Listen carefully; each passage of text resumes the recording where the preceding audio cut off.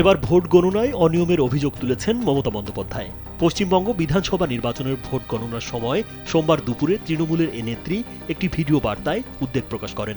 বাংলাদেশ সময় দুপুর 1টার দিকে তিনি ফেসবুকে বলেন, ভোট গণনায় কিছু অনিয়ম হচ্ছে বলে তার আশঙ্কা রয়েছে। তিনি দাবি করেন, কিছু জায়গায় ফল আগে বিজেপির পক্ষে দেখানো হচ্ছে এবং তাদের দলের ফল পরে আসছে।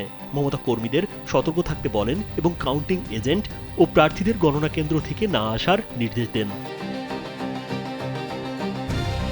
মমতা বন্দ্যোপাধ্যায় বলেন, তিনি আগেই এই বিষয়ে সতর্ক করেছিলেন। স্যান্ডেলিনা সো, রূপচর্চায় আভিজাত্য।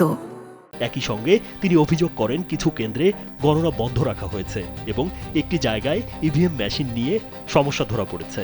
তবে এই অভিযোগের বিষয়ে নির্বাচন কমিশনের পক্ষ থেকে এখনো কোনো আনুষ্ঠানিক মন্তব্য পাওয়া যায়নি।